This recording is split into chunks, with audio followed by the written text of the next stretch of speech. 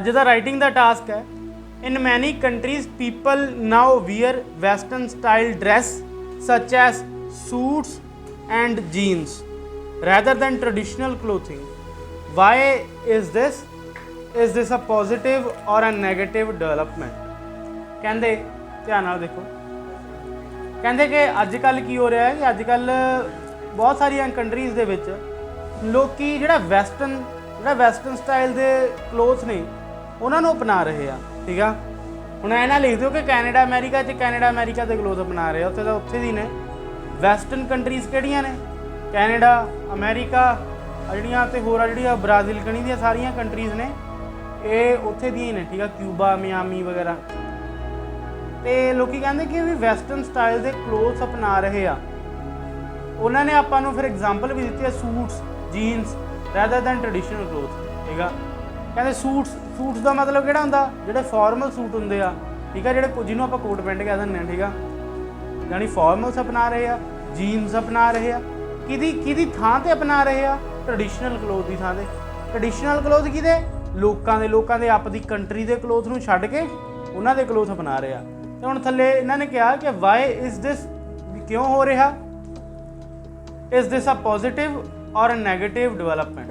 ਕੀ ਇਹ ਪੋਜ਼ੀਟਿਵ ਆ ਜਾਂ ਨੈਗੇਟਿਵ ਆ ਡਿਵੈਲਪਮੈਂਟ? ਤੁਹਾਨੂੰ ਕੀ ਲੱਗਦਾ, ਇਹ ਪੋਜ਼ੀਟਿਵ ਆ ਜਾਂ ਨੈਗੇਟਿਵ ਆ? ਹੁਣ ਦੇਖੋ, ਸਭ ਤੋਂ ਪਹਿਲੇ ਨੰਬਰ ਦੇ ਉੱਤੇ ਤਾਂ ਕਿਉਂ ਹੋ ਰਿਹਾ। ਠੀਕ ਆ ਨਾ, ਵਾਈ ਇਜ਼ ਦਿਸ। ਸਭ ਤੋਂ ਪਹਿਲਾਂ ਇੰਟਰੋਡਕਸ਼ਨ ਦੇਖੋ ਕੀ ਹੋਊਗੀ ਆਪਣੀ। ਇਸੇ ਚੀਜ਼ ਨੂੰ ਤੁਸੀਂ ਪੈਰਾਫਰੇਜ਼ ਕਰਕੇ ਲਿਖ ਸਕਦੇ ਹੋ। ਕਿੱਦਾਂ? ਇਨ ਦਿਸ ਮਾਡਰਨ ਵਰਲਡ, ਠੀਕ ਹੈ, ਜਾਂ in this modern era, comma, people nowadays are opting the dress sense of the western countries like Canada, America and etc. and the clothes which they are accepting are formals and jeans instead of their own country's traditional clothes. I firmly think that this will happen, और ਇਹ ਵੀ ਕਹਿ ਸਕਦੇ ਹੋ I firmly think that it is inevitable and it will happen even if the speed of it is low. ਠੀਕ ਆ, ਜਾਂ ਵੀ ਕਹਿ ਦਿਓ ਕਿ ਵੀ ਇਹ ਹੋਣਾ ਹੀ ਆ। ਠੀਕ ਆ, ਭਾਵੇਂ ਦੀ ਸਪੀਡ ਸਲੋ ਕਰ ਦਿਓ ਬਟ ਐਂਡ 'ਚ ਜਾ ਕੇ ਇਹ ਕੰਮ ਹੋ ਹੀ ਜਾਣਾ ਕਿ ਸਾਰੇ ਕਿਤੇ ਇੱਕ ਤਰੀਕੇ ਦੇ ਕੱਪੜੇ ਪਾਏ ਜਾਇਆ ਕਰਨਗੇ। ਠੀਕ ਹੈ ਨਾ, ਅਤੇ ਨਾਲੇ ਤੁਸੀਂ ਕਹਿ ਸਕਦੇ ਹੋ I firmly think it is due to globalization ਵੀ ਕਹਿ ਸਕਦੇ ਸੀਗੇ ਤੁਸੀਂ। ਠੀਕ ਆ, ਜੇ ਤੁਸੀਂ ਦੂਸਰੀ ਲਾਈਨ ਨਹੀਂ ਲਿਖਣੀ ਕਿ I firmly think that it is happening due to globalisation.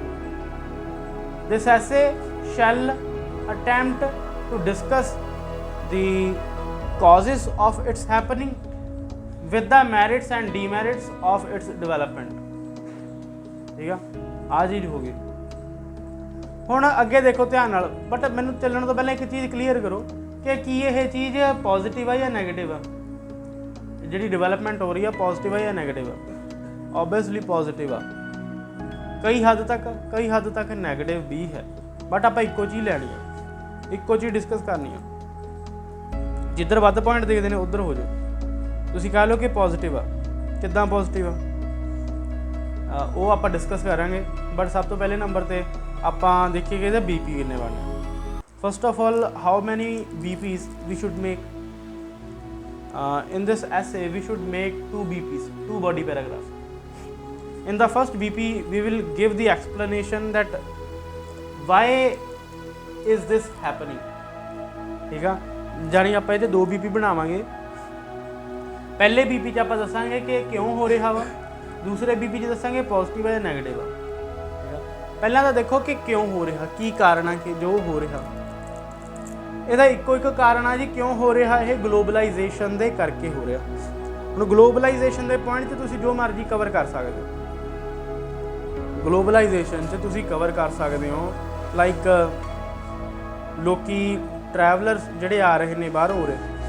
ਠੀਕ ਆ, ਉਹਨਾਂ ਦੇ ਕਰਕੇ ਉਹ ਟਰੈਵਲਰ ਵੀ ਆ ਰਹੇ ਨੇ, ਟਰੈਵਲਰ ਦੇ ਨਾਲ ਦੀ ਨਾਲ ਉਹਨਾਂ ਦਾ ਪਹਿਰਾਵਾ ਵੀ ਆ ਰਿਹਾ ਵਾ। ਠੀਕ ਆ, ਉਹਨਾਂ ਦੇ ਪਹਿਰਾਵੇ ਦੇ ਨਾਲ ਉਰੇ ਦੇ ਲੋਕ ਪ੍ਰਭਾਵਿਤ ਹੋ ਰਹੇ ਆ ਅਤੇ ਉਹਨਾਂ ਨੂੰ ਕੰਫਰਟੇਬਲ ਲੱਗ ਰਿਹਾ ਕਈਆਂ ਨੂੰ ਉਹਨਾਂ ਦਾ ਪਹਿਰਾਵਾ। ਲਾਈਕ ਕਈਆਂ ਨੂੰ ਸੂਟਸ ਪਾਉਣੇ ਕੰਫਰਟੇਬਲ ਲੱਗਦੇ instead of ਵੀਅਰਿੰਗ the traditional dresses. ठीक है, ऑफ अ रिस्पैक्टिव कंट्री। कई लोगों ਨੂੰ ਕੀ ਸੌਖਾ ਲੱਗਦਾ ਕਿ ਦੂਸਰੇ ਲੋਕਾਂ ਦੇ ਕੱਪੜੇ ਪਾਉਣੇ ਜ਼ਿਆਦਾ ਸੌਖੇ ਲੱਗਦੇ ਆ, ਦੂਸਰੀ ਕੰਟਰੀ ਦੇ ਲੋਕਾਂ ਦਾ ਪਹਿਰਾਵਾ ਪਾਉਣਾ ਜ਼ਿਆਦਾ ਸੌਖਾ ਲੱਗਦਾ ਆਪਣੇ ਪਹਿਰਾਵੇ ਨਾਲੋਂ। ਲਾਈਕ ਤੁਸੀਂ ਐਗਜ਼ਾਮਪਲ ਦੇ ਸਕਦੇ ਹੋ, ਠੀਕ ਆ, ਕਿ ਇਨ ਇੰਡੀਆ, ਠੀਕ ਆ, in some of the states in India the traditional clothes are very heavy and tight, ਠੀਕ ਆ। ਲਾਈਕ ਤੁਸੀਂ ਕਹਿ ਸਕਦੇ ਹੋ ਗਰਲਸ ਲਈ ਕਹਿ ਸਕਦੇ ਹੋ ਲਾਈਕ ਲਹਿੰਗਾ ਵਗੈਰਾ ਤੁਸੀਂ ਕਹਿ ਸਕਦੇ ਹੋ, ਠੀਕ ਆ ਨਾ। ਅਤੇ ਹੋਰ ਟ੍ਰੈਡੀਸ਼ਨਲ ਕਲੋਥ ਦੇ ਵਿੱਚ ਤੁਸੀਂ ਕਈ ਕਲੋਥ ਹੁੰਦੇ ਆ, ਜਿੱਦਾਂ ਲਹਿੰਗਾ ਤੁਸੀਂ ਫੋਰ ਐਗਜ਼ਾਮਪਲ ਲੈ ਸਕਦੇ ਹੋ ਕਿ ਭਾਰਾ ਵੀ ਹੁੰਦਾ ਵਾ, ਠੀਕ ਆ ਨਾ। ਉਹ ਮਹਾਰਾਜ ਮੁੰਡਿਆਂ ਦੀ ਨਹੀਂ, ਆਪਾਂ ਸਪੈਸ਼ਲੀ ਦੀ ਕੁੜੀਆਂ ਦੀ ਗੱਲ ਕਰਕੇ ਚੱਲ ਰਹੇ ਹਾਂ, ਠੀਕ ਆ ਨਾ। ਬਟ ਜੇ ਤੁਸੀਂ ਉਹਨਾਂ ਦੀ ਗੱਲ ਕਰੀਏ ਵੀ ਜੇ ਫੋਰਨਰਸ ਦੀ ਗੱਲ ਕਰੀਏ ਵੈਸਟਰਨ ਸਟਾਈਲ ਦੇ ਵਿੱਚ ਆਪਾਂ ਲਹਿੰਗੇ ਦੀ ਥਾਂ ਦੇ ਉੱਤੇ ਉਹ ਕਿਹੜੀ ਚੀਜ਼ ਨਾਲ ਸਬਸਟੀਟਿਊਟ ਹੋ ਸਕਦਾ ਇਹ ਚੀਜ਼ ਦਾ? ਜੀਨ ਦੇ ਨਾਲ ਹੋ ਸਕਦਾ, ਠੀਕ ਆ ਨਾ। ਜੀਨ ਦੇ ਨਾਲ ਇਸ ਚੀਜ਼ ਦਾ ਸਬਸਟੀਟਿਊਟ ਹੋ ਸਕਦਾ ਆਰਾਮ ਨਾਲ, ਕਿ ਵੀ ਹੁਣ ਲਹਿੰਗੇ ਦੀ ਥਾਂ 'ਤੇ ਜੀਨਸ ਪਾ ਸਕਦੇ ਹਾਂ ਨੋਰਮਲੀ, ਜਾਂ ਕਈ ਵਾਰ ਆਪਾਂ ਸਾੜੀ ਦੀ ਗੱਲ ਕਰ ਸਕਦੇ ਹਾਂ। ਦੇਖੋ ਮੁੰਡਿਆਂ ਦੀ ਗੱਲ ਤੁਸੀਂ ਨਾ ਕਰਿਓ ਇਸ ਚੀਜ਼ ਦੇ ਵਿੱਚ ਜ਼ਿਆਦਾ, ਬਿਕੋਜ਼ ਦੇਖੋ ਤਾਂ ਨਾ ਕਰਿਓ ਕਿਉਂਕਿ ਮੁੰਡਿਆਂ ਨੂੰ ਕਲੋਥ ਦੇ ਰਿਲੇਟਡ ਕੋਈ ਐਡੀ ਪ੍ਰੋਬਲਮ ਨਹੀਂ ਹੁੰਦੀ ਹੈਗੀ, ਠੀਕ ਆ। ਮੇਨ ਜੇ ਤੁਸੀਂ ਕਲੋਥਿੰਗ ਦੇ ਵਿੱਚ ਕੁੜੀਆਂ ਦਾ ਆਈਡੀਆ ਲੈ ਕੇ ਚੱਲ ਰਹੇ ਹੋ ਤਾਂ ਤੁਹਾਡੇ ਕੋਲ ਲਿਖਣ ਨੂੰ ਬਹੁਤ ਮਟੀਰੀਅਲ ਹੋਊਗਾ।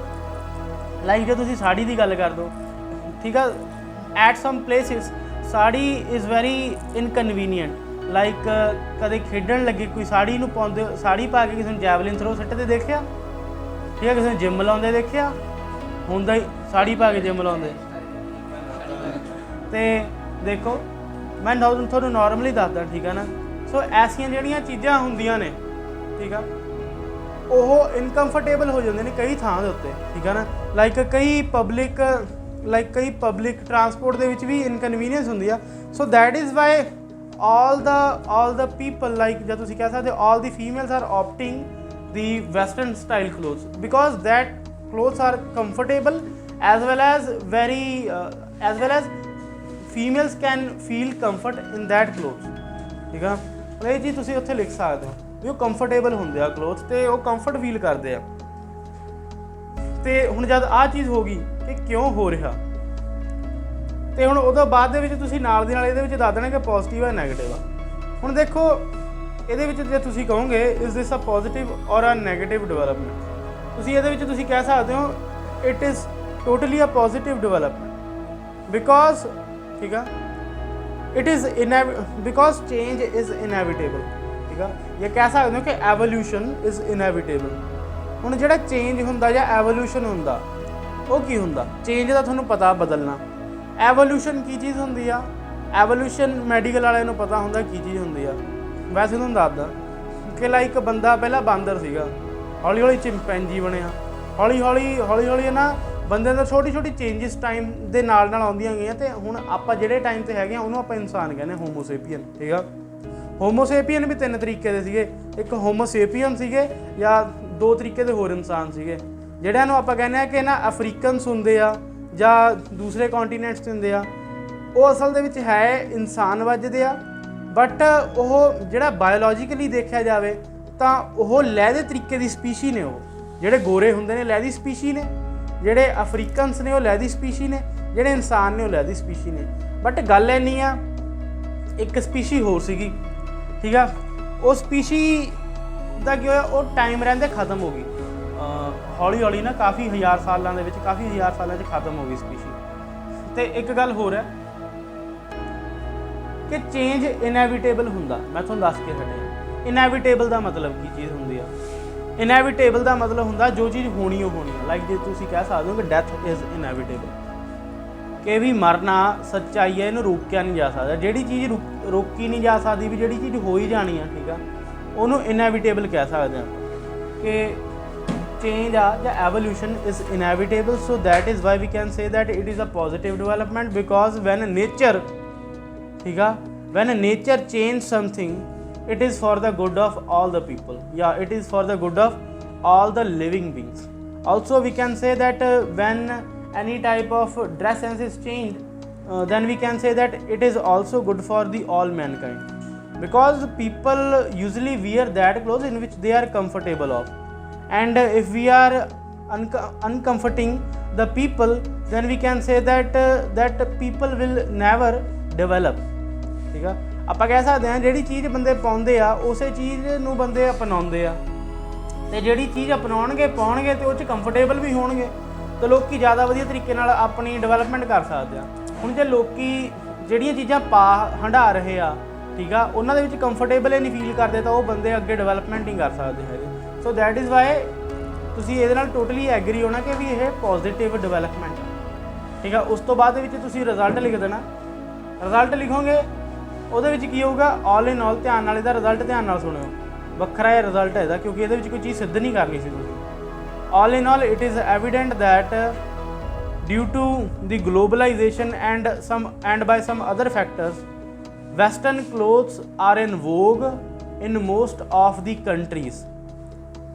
ठीक है, also I wholeheartedly believe that it is a positive development because a lot of people are accepting these type of clothes, and if they are accepting these type of clothes, then we can say that they want to wear that clothes and they feel comfort in that clothes।